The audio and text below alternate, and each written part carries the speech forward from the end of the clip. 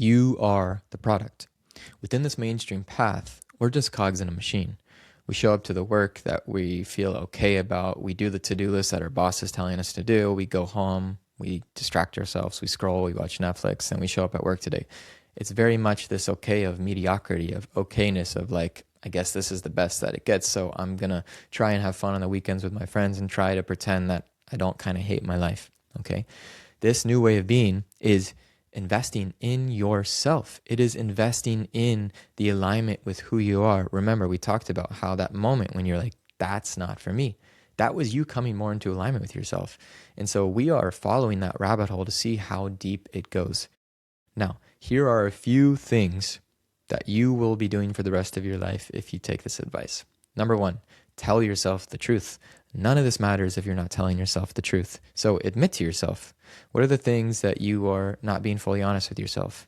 Maybe you know that you need to leave the relationship. Maybe you just need to admit that you feel kind of lost. Maybe you need to leave the job. Maybe you need to acknowledge all of the horrible habits in your life that are just downward spiraling, right? All of these things. It's so wild to think that we're just lying to ourselves. We all kind of do it. So just being honest. So get out a sheet of paper and just write. Tell yourself the truth. It's just for you. But you can't change what you don't acknowledge even exists. And that's really the first domino to fall for many people. I love this idea that sometimes in order to find the way, you need to admit that you're lost. So it's okay. Okay.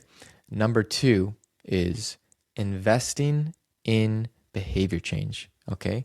So every single one of you could write down on a sheet of paper things that you're doing that you know are not good for you and things you know that are really good for you that you are not doing. So behaviors that you know you want to install in your life, behaviors you know you want to get rid of in your life, okay?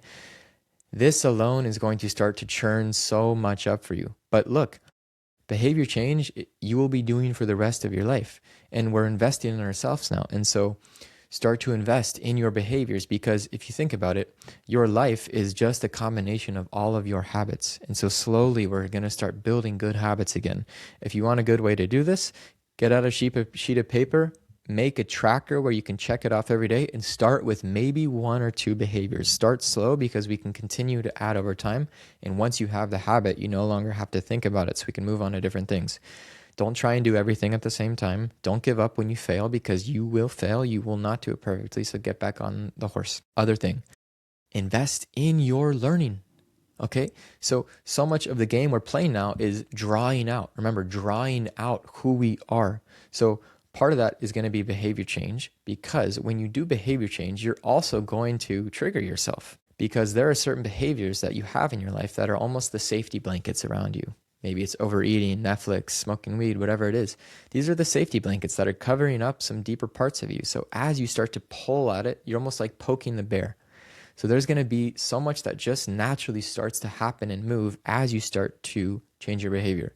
Behavior change is also going to increase your confidence. You're going to feel good because you're doing something good for yourself. Okay? So number two is investing in your learning. And what I mean by that is starting to feed your interest and your curiosity.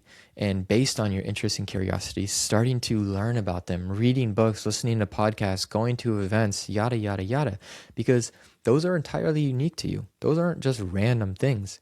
Those are important things to follow because over time, I think if you start to continue to follow your interests, your curiosities, what you like to learn about, it's probably going to start to inform what you want to do with your life.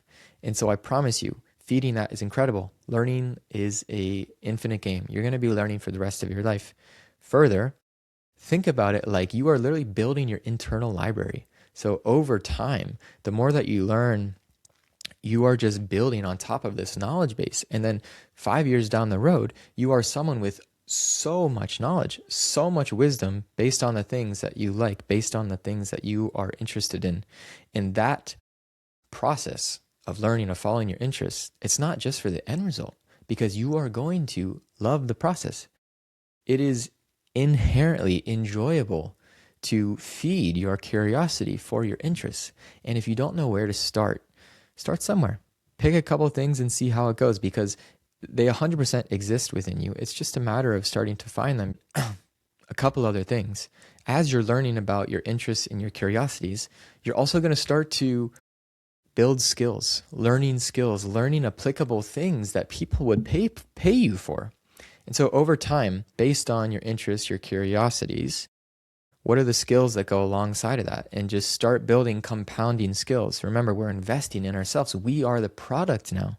And so basically, when you follow your interests and your curiosities and you learn about them, you're building skills over time, pretty quickly, you're going to become, expert level in whatever you're doing. You're going to become one of the people who has something to say, who has something to offer based on what you are doing.